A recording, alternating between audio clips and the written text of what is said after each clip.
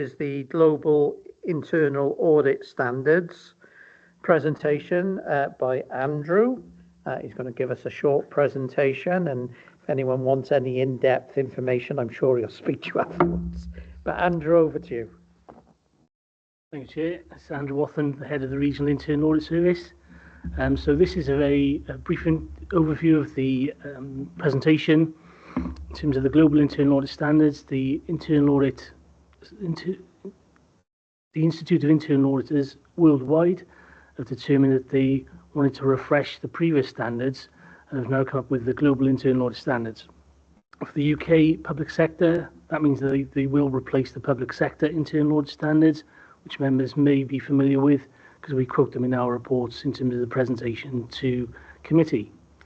So within the public sector, they become effective from 1st of April 2025, and as part of the Global Internal Audit Standards, I am obliged to make you aware as the Governance and Audit Committee, as the body that I'm accountable to, or as it's referred to in the standards, the board, aware of the fact that there are new standards and the need that I need to comply and conform with them moving forward. The main changes are that they've been refreshed, they've been streamlined. We now have 5 domains, 15 principles, 52 standards. And the key issues are that we need to have a mandate, an internal audit strategy, demonstrate professional courage and professional skepticism, and ensure that all our internal audit plans achieve the organisation's objectives. So in terms of the presentation itself, Chair,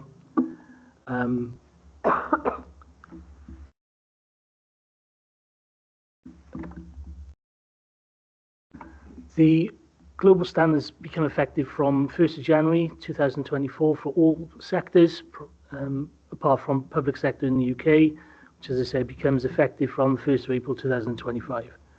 And it provides a framework for performing value-added internal audit across the world. And it does apply to all internal audit providers in all sectors across the globe as it stays.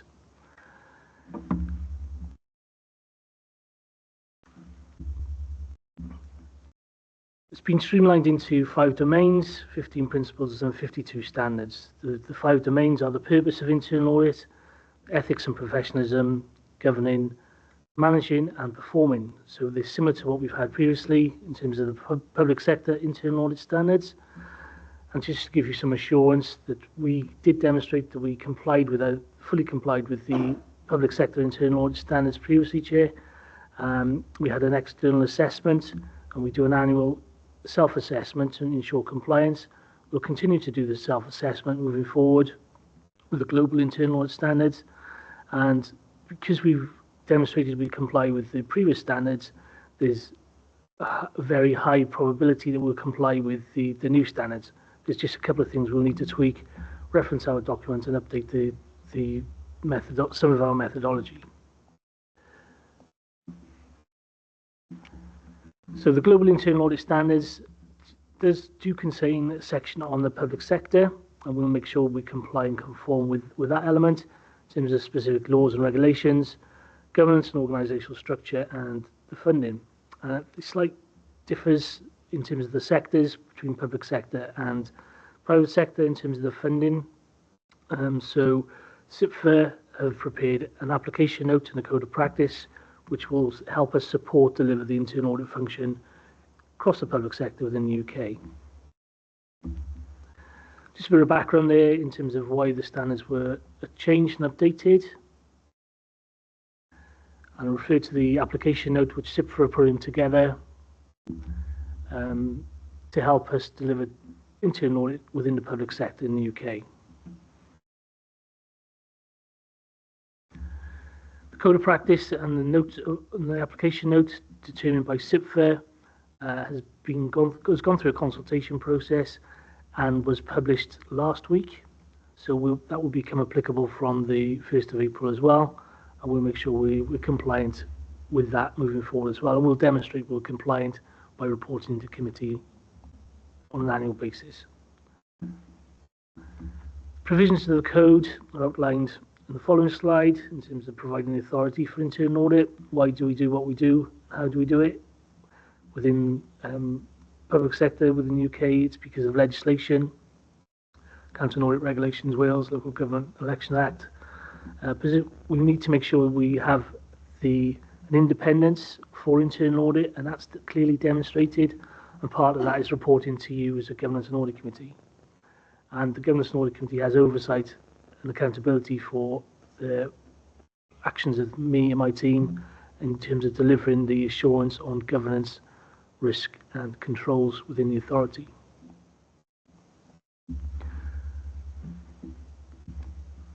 Mentioned already that there's been extensive consultation. It came out in January 2024. It's done the rounds across all sectors and becomes effective for all public sector internal audit from the 1st of April. For us, and what does it mean for us as a local audit team? We need to update our internal audit charter. We need to include an internal audit mandate. We need to make sure that all our documentation now complies with the standards and refers to the standards. In our reporting, our regular reporting to you as a committee, we refer that we do things the way we do it in line with the public sector internal audit standards. That'll change to reference the global the global standards. And we're probably not 100% compliant at the moment. So there's a few things we'll need to work through, but we'll make sure we do that through 25-26 and report back to you at the end of the year to demonstrate where we're conforming. And if not, we need to explain why we're not conforming. And again, that will be reported back into committee if we have any concerns of non-compliance.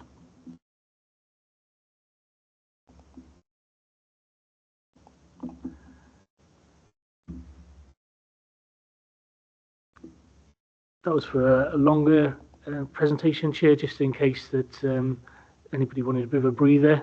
I'll move on from that slide if I may. So we've got domain 1, which is purpose of internal auditing, and there's some definitions there of how we can demonstrate we're delivering a good service across the board, but primarily we need to ensure we're delivered by qualified internal auditors, we conform with the new standards, we're totally independent, and we're free from any undue influence. Moving on to ethics and professionalism, we do this already. Hallmarks of internal audit: integrity, objectivity, competency, professional care, and confidentiality. So we now need to demonstrate we are we can professionally challenge and have professional skepticism, as if we didn't have that already, Chair.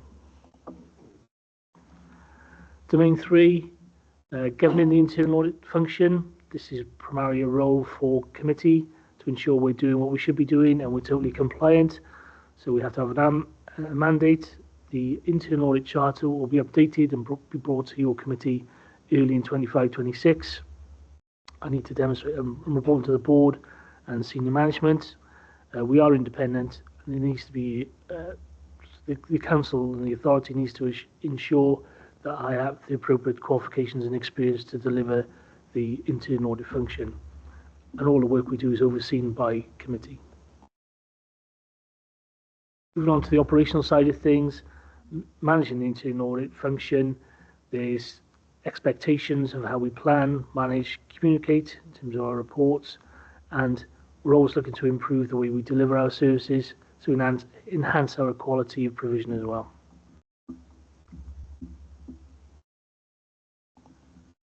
And the last slide is how we actually perform the internal audit services at an operational level, at an individual audit job level. So in terms of planning, scoping, undertaking the work, obtaining evidence, demonstrating we can support our conclusions. Strengths and weaknesses are included in the report. We provide a management action plan to help improve the services provided, and we communicate our end product via our opinion and report those opinions back into committee. So that's a very quick whistle-stop tour through the presentation, Chair. Happy to take any questions. Yes, thank you, Andrew. I think thank you for the presentation, and thank you, as you say, doing a whistle-stop tour through it. The one thing I'd like to ask, firstly, whether the presentation can be sent out to all the elected representatives and lay members of the committee so they can read through it and hopefully digest it. And if they've got any questions on the 15 principles and 52 standards, or, have insomnia, look it up at night and then go through each one. I'm sure they'd want to do that. And I don't envy your task because you're going to have to deal with it day in, day out. So firstly, thank you for doing that. I think, if there does need to be another session, which may be more in depth, I'm sure you'll accommodate that for us. And, because obviously it's quite complex and complicated. And once we get into it, it'll obviously feel a lot easier for us and hopefully for you. So thank you for that. Colin? Thanks, Jerry. Comment and then a query, really. So first of all, I was amazed at the fact it's a global standard, which I think is a good thing. That's great. But I just wanted to ask, is it an improvement, do you think?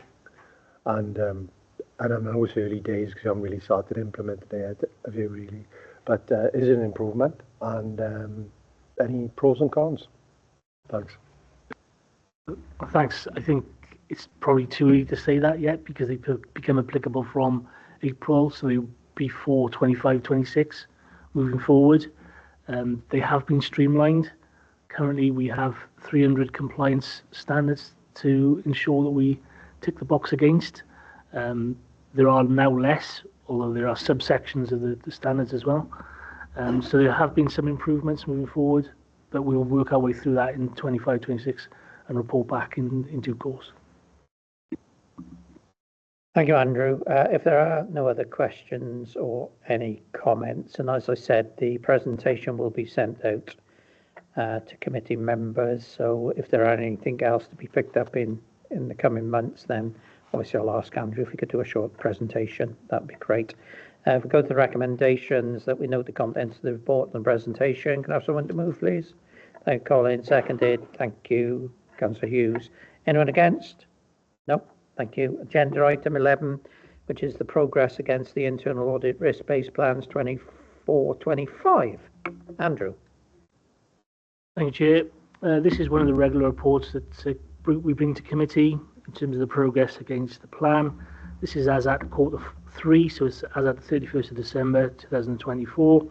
Hopefully members will be familiar with the format, so I'll just go through the key points if I may, Chair. In terms of the target setting, as a regional internal audit service, we've set ourselves quarterly targets to ensure that the plan is progressing well. And for Q3, we've set a target of 50%. At Bridgend, we've achieved 41%, which is slightly lower than the target at Q3, but with a fair wind and a good set of auditors in our team, and we're predicting that we'll be closer to 78% by the end of Q4. Things always pick up in Q4, and we've been doing this for a number of years, and things tend to plod along for Q1, 2 and 3, but they do pick up in Q4. Last year we were around 52% as at the Q3 stage, and ended up completing 87% of the plan. So there was a bit of a hike there in Q3 last year. So that would be if we got everything to draft report stage, which is in table 1, 3.3 of your report, which is either final report, draft report, audits in progress, or audits allocated. That will give us a very good coverage across all service areas in terms of completion of the plan. Reassuringly, Chair, in table 2, para 3.4, there have been 89% positive opinions that we've issued so far in 24-25, with 5 substantial, 12 reasonable, and only limited number of limited assurance opinions, being 2 in number. We've provided information on the PCI DSS compliance limited audit report, and the business continuity planning audit was in draft at the time of putting the papers together. Both were limited assurances. Summary of our key concerns of the latter will be brought to committee's attention in due course, Chair. As committee are well aware by now, where we have a limited opinion, Then we will go back and follow that work up within a 6 to 12 months basis. And if there's a consecutive limited opinion, as in no significant movement of implementation of the management action plan, we will be reporting that back into committee and recommending that you as the chair and members call in the respective director to provide you with assurances that moving forward improvements will be made. What we've also done within this report is incorporate anything in 23-24 that we've carried forward into 24-25. There were 6 audits, and they're outlined in Table 3 of Para 3.9. So 83% of those have been completed. One is in progress at the moment within Q4, so should be to at least draft report stage by the 31st of March. For 24-25, we've issued a total of 60 recommendations, 1 high, 40 medium, 19 low, details of which will be covered in Jones' report later today. So just in terms of a brief summary, Appendix A gives you an update of all the plan and where we are in terms of status, with the corresponding opinion and the number of recommendations made where applicable. We've put a summary together of the figures we've quoted as Appendix B, which hopefully will be easy to read for members. And Appendix C then is a list of the 6 jobs carried forward from 23-24 into 24-25, just to give assurance to committee that we haven't ignored them and we've incorporated them into this year's plan and are working well, progressing well against to get those finalised jobs. So that stage, Chair, happy to take any questions. Thank you, Andrew. Obviously, another comprehensive report as to updating us where we are. So the 2 limited, obviously looking back at one, and the other one we had some update from the director earlier today regarding the home to using vehicles at home and mileage and that. Are there any questions? Andrew? Yeah, thanks, Chair, and thanks, Andrew. Just a quick question. The 20% that won't be delivered by the year end, I was just wondering if Andrew might be able to sort of share his thoughts on what that 20% will entail. I suppose looking for some sort of assurance that they're sort of low-level type audits that aren't significantly going to cause any concern. Okay, thank you. Yeah, our target is 80%. So I've got to give you the assurance that we've covered an appropriate number of audits across the service areas. You could argue that everything in the plan is high priority because we risk assess it. So we've reprioritised what work we need to cover. We've reworked the resources to make sure we can give as much coverage as we possibly can. At this point in time, we don't know what that 20% will be, but we're working to get as many of the audits done as we possibly can moving forward. What we will do, though, is identify anything that's not done by the year end back to committee. We'll assess whether we need to take them forward into the 25-26 plan and make them highlight that to you moving forward. Andrew, that was okay, or? Yeah, I mean, I think I understand the rationale, I suppose, and I get what Andrew's saying. I think we have to trust the professional judgment, but I suppose as a audit committee, we agree the plan, we own the plan. I suppose I'm just coming from the context, what happens if, we really wanted a particular audit done this year, but it's not going to be delivered at the minute. I'm not quite sure we or Andrew know that, if that makes sense. Thanks. Just to come back on that, Appendix A shows the individual jobs within the audit plan and the progress. So you can see which ones have been final, ones which are in progress, ones which are in draft. The ones that are blank or white are the ones that we haven't got to draft report stage yet, or sorry, are not in progress yet. So those are the ones likely not to be completed by the year end. Some will, some won't. But it'll hopefully gives members an indication of which ones will not be covered. Okay, thanks. Biden? Thank you, Andrew. Just wanted to confirm that the the limited assurance that was given on business continuity will be shared with us later, or should take it that we already have that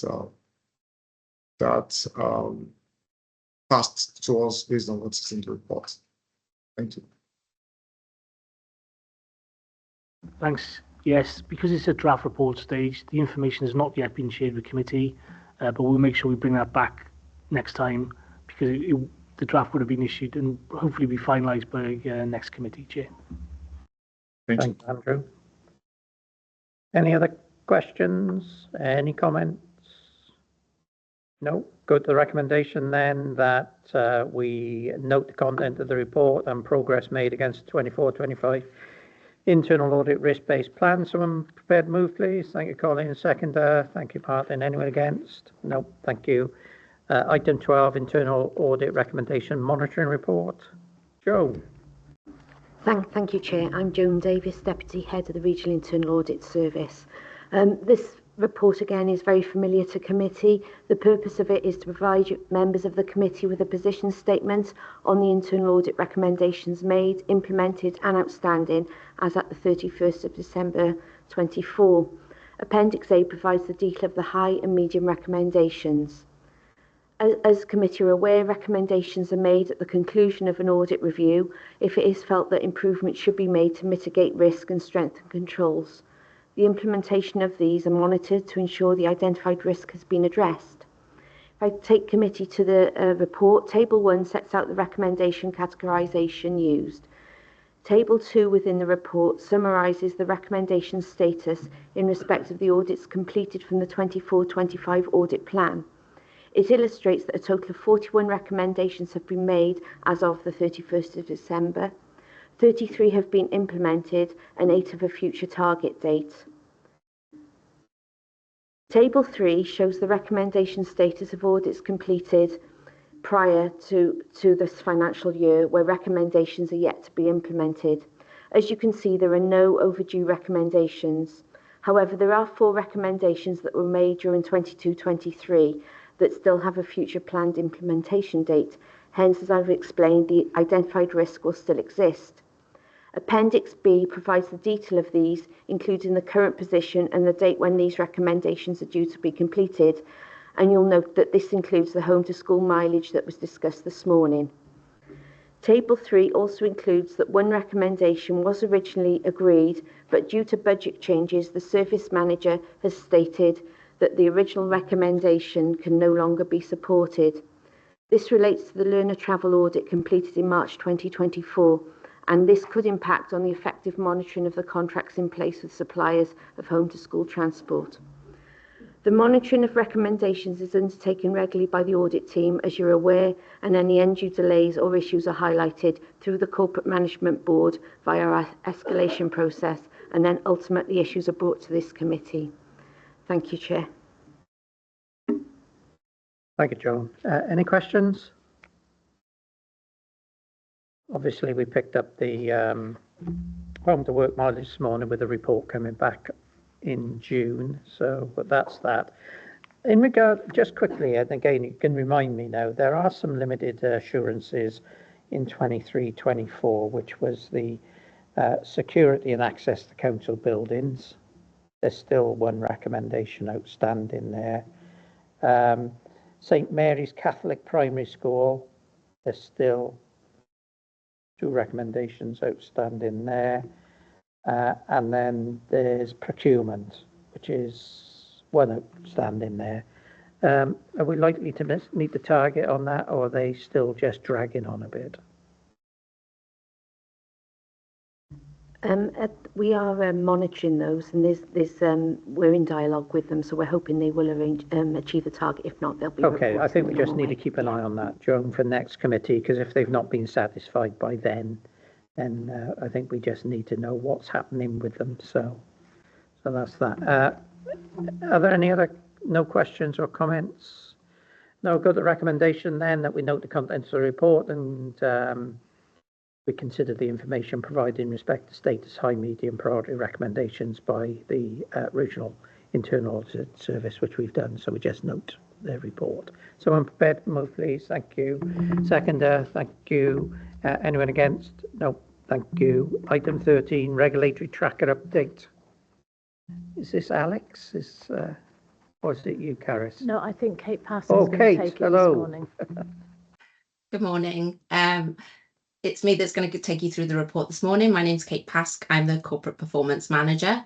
The report in front of you provides an update on the regulatory tracker updated to the end of Q2 24-25. There are currently 69 regulator recommendations on the tracker across 8 audits and inspections. Since the last report that came to you in July 2024, one new inspection has been added, which is the Audit Wales Financial Sustainability Review, which had 2 recommendations. A breakdown of the open and closed status of the 69 recommendations is provided for you, but to summarise, there are 38 open and 31 closed. Very similar to the last report you had, that there are 2 recommendations that have been closed. One of them is on the Care Inspectorate Wales improvement check of children's services, which now has only 7 recommendations remaining open. And the other was on Care Inspectorate Wales report on Foster Wales Progend, which now has 12 recommendations remaining open. In terms of the 38 recommendations, we have 11 green, 1 yellow, 25 amber and 1 red. And it's the 25 amber and 1 red that you have as Appendix A today.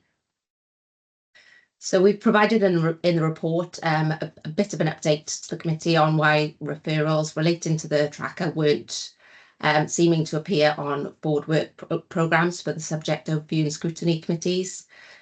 We are aware that a meeting of the scrutiny chairs took place. However, they did not agree to add referrals automatically from governance and audit to their forward work programmes, as officers had advised that the timing might not be right. Actions may have already been completed within the 6-month period, or there could be insufficient updates to warrant a scrutiny agenda item. They also did not agree to formally report back to GAC in a report, only to provide an extract of their forward work programme. As of December 2024, the performance team have incorporated the full tracker and a summary as part of the quarterly performance report, which goes to CCMB and Corporate Overview and Scrutiny Committee, which should give extra opportunity for scrutiny on the full tracker.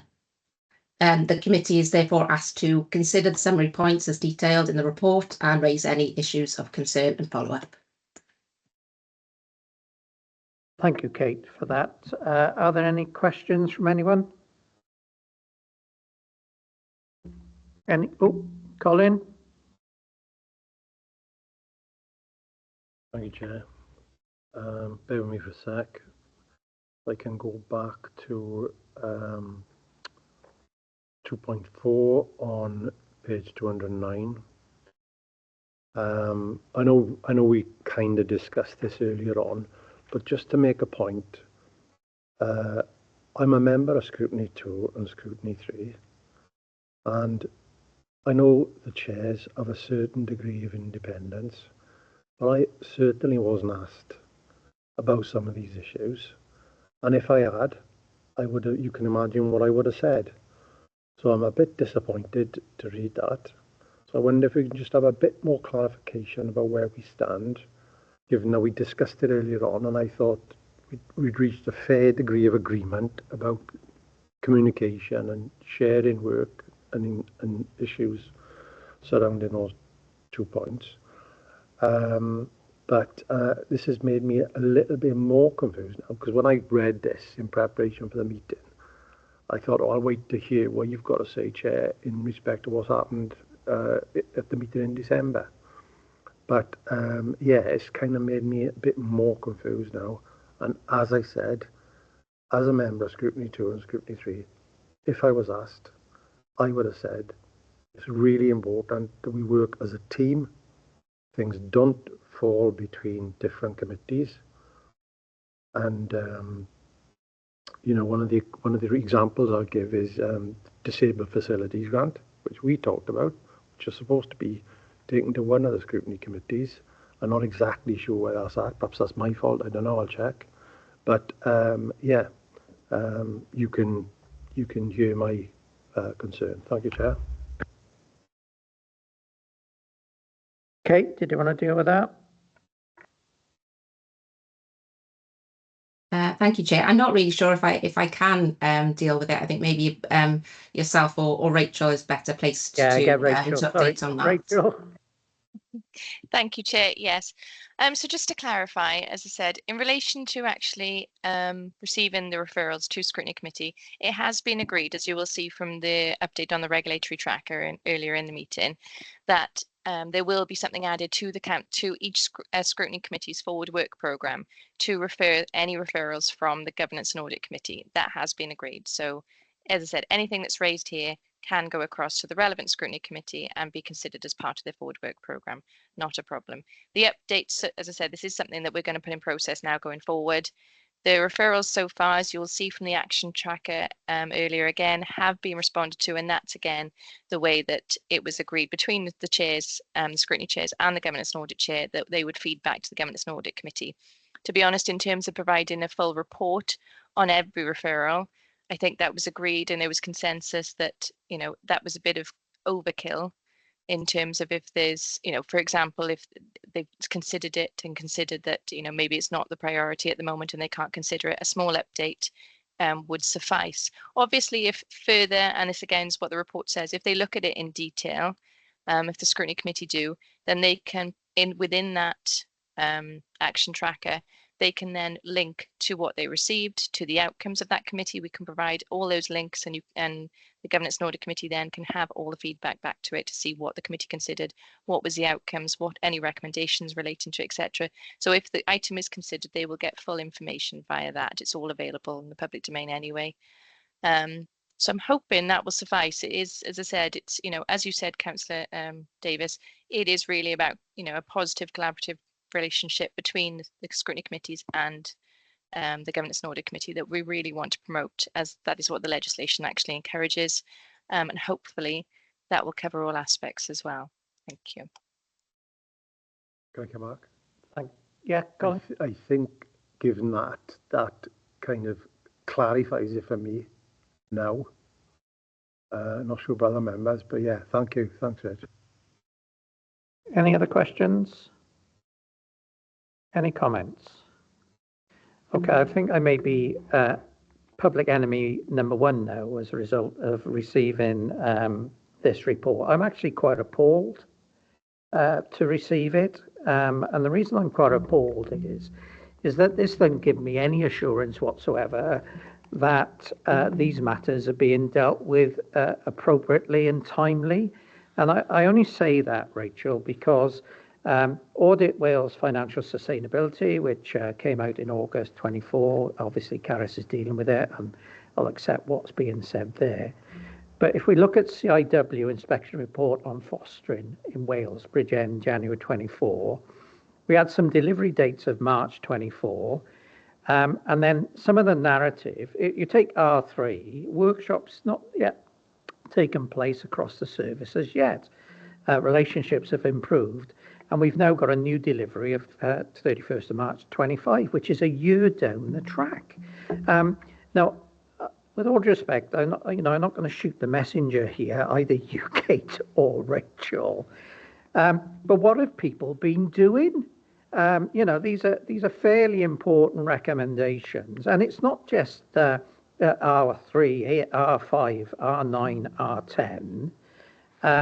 And it goes on, R12, you know, they just been pushed back into the long grass. The next one, improvement check, children's social services, social care. March, comes out November 2022, which is nearly 2.5 years, well, 2 years plus ago. Goes to the Scrutiny Committee in March 23. And then we've got target dates of June 23. And we've now got target dates of March 25. You know, this, and I don't mean to be unkind, I don't know who's been seeking the assurance on this, but this doesn't give me, as Chair of Governance and Audit Committee, much confidence that things are happening in a timely manner. They're just dragging on and on. To wait 2 years nearly, in my view, is not appropriate.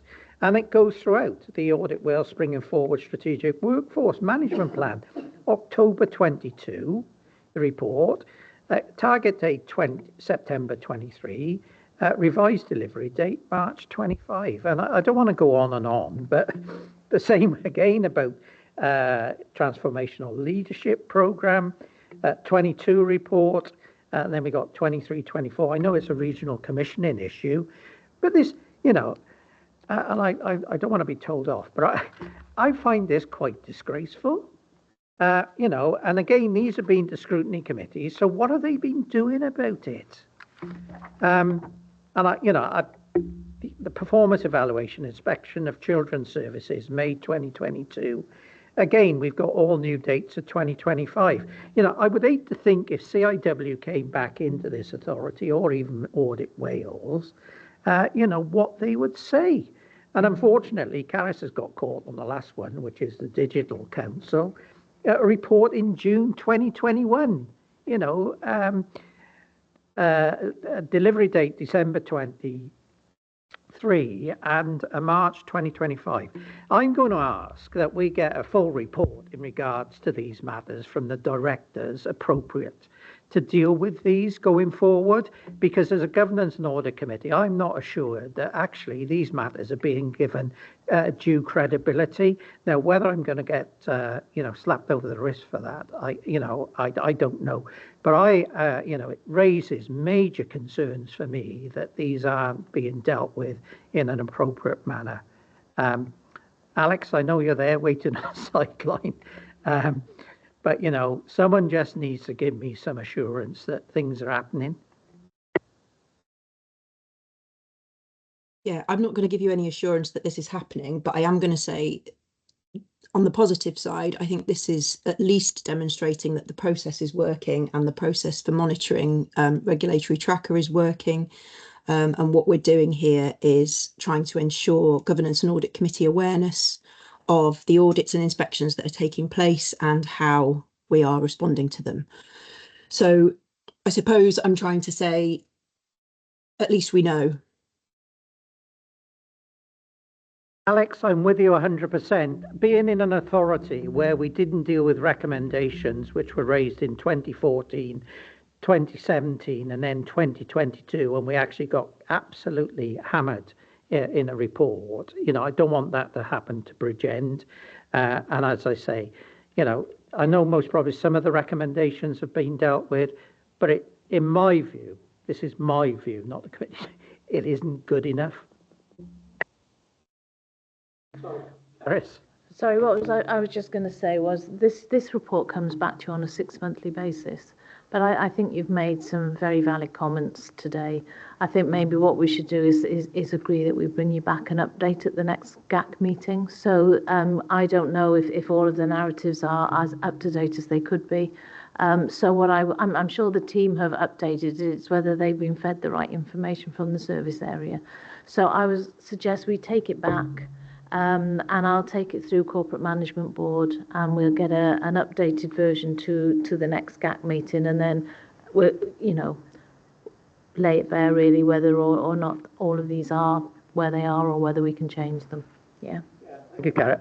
Can I make this very clear? I am not having a go at the officers on the screen here. Please don't take it that way. But there's some service failings going on here, and there's some issues around the scrutiny committee. And actually, I understand they got their forward work programme and what they're looking at. But to let these things float in the ether, in my words, isn't good enough. So obviously, Caris will pick that up in the management team and that.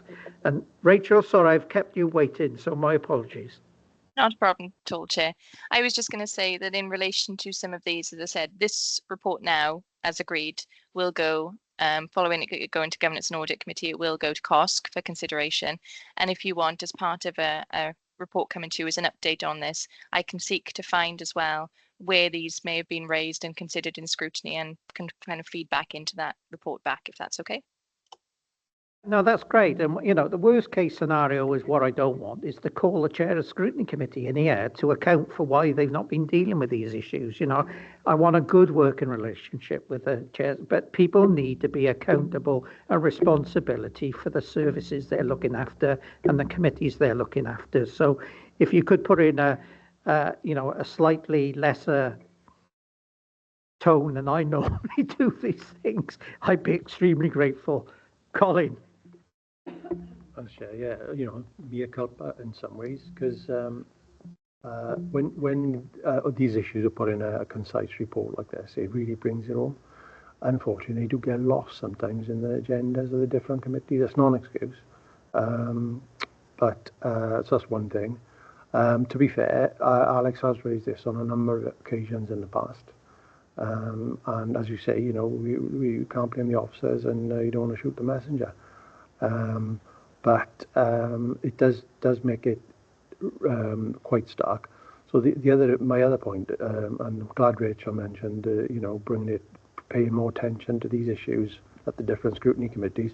But I wonder whether we could rejig the agenda for the next GAC and push it up to the top, so we could consider this right at the start when we've got the energy to do that. Thank you, Chair. I think obviously I'll leave that to Democratic Services and the directors to sort out. But no, as I said, you know, the process is working. Alex, you know, it does lay it bare now, and I think that's what we wanted to, you know, bring together all the statutory regulators' reports and recommendations, so we can look at those, similar to where we do with the internal audit ones. So, you know, as you know, internal audit gets just as much constructive challenge as these. So that's that. Councillor Richard Granville. Thank you, Chair. Going on from what Carlos has just said about bringing it back within the 6 months, I'm a bit concerned about that, because if there is a problem within the department, 6 months is a long time to look back, right? And then we'd be kicking ourselves saying that, oh, it's gone too far, right? It can't catch it. I would say, Carlos, if you're going to go to the board, get an interim report and put it out to the chair and ourselves, so we can see exactly what you've agreed and not agreed, so we can keep track of it. Thank you, Councillor Granville. What I said was the forward work programme suggests it comes back in 6 months' time. I propose that actually we bring it back to your next meeting, which is in April, for exactly the reasons that you've just outlined. Really, is there is a cause of concern for here, so we'll bring that report earlier than we had intended. Yeah, thanks for that. Thanks for raising that, Richard. I think, you know, my intention would be it comes back in April, you know, an interim report, because, you know, Gareth has offered to do that. She's going to have to collect not a lot of information, because they're primarily the Director of Social Services. There's a majority of this. So, but there are other directorates, but that would be very useful for us to consider. Kate, sorry. Sorry, just to add that we will be capturing these comments and RAG statuses were based on Q2, so we will actually be capturing Q3 now as part of the normal corporate performance assessment that we do for Q3. So that'll definitely be available shortly anyway. We would always have captured Q3, but we wouldn't have brought it to GAC previously. We would have waited for Q4. So that data will be collected, and we'll make sure it's available, as Karis has said. Thanks for that, Kate. Obviously, Q3 would be October to December. You'd get the same comments from me, given most of the dates were March 25. But there may be a different narrative, clearly, in it. So, but thank you for that. If there are no other questions, the recommendation is that we note the detailed regulatory tracker, and we... Well, firstly, I think we note the regulatory character, and a second recommendation that a report be brought back to committee in April in regards to the outstanding issues raised. I'm sure you can get some word in for that, but people happy with that? Can I have mover? Thank you. Seconder? Thank you. Anyone against? No, thank you. Thank you, everyone. Next item then is item 14, the forward work programme. Thank you, Chair. For the recording, I'm Deborah Exton, Deputy Head of Finance.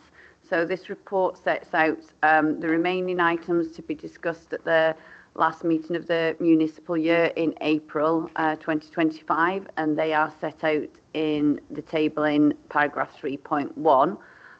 You'll notice that at number 3, there's parking enforcement, which committee requested back in the November meeting. And obviously, you've just added another agenda item, which is an update on the regulatory tracker. So that will come back in April. At the appendix, we've then got a proposed forward work programme for 2025-26, which is something we did last year at committee's request, to give you an idea of the reports coming for that year. We've got a couple of additions now following this meeting. So we've got, for the June meeting, we've got the home to work mileage using council vehicles, a report to come back from the corporate director communities.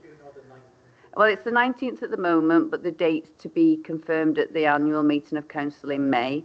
But I'm not assuming they'll change significantly. And then also in the June meeting, an update report on progress on the complaints system. And I think that's it for the additions from this meeting. So just to take you to the recommendations. Thank you. Thank you, Deb. Any questions? Richard? Thank you, Chair. Perhaps, thank you, Deb, for the information.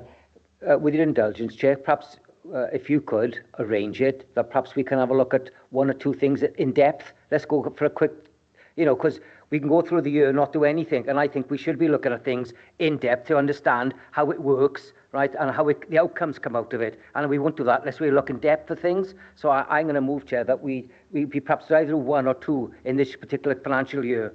Thank you, Chair. Okay, can we just look at that going forward, Richard? Because again, what we don't want is a 4-hour meeting. We just, or unless we have a special meeting, just to have a look at some issues. So if we can look at that going forward, I'll have a look at it with Caris. I would be happy with special meetings, Chair, if that was to facilitate things. Okay, all right, let me have a word with Caris about that. Any other? Simon? You're on mute. Thank you. Just on the point of longer term planning, there's nothing on here about our strategic plan, and given our comments earlier today, how should we incorporate this committee in monitoring how we progress with our longer term strategic plans?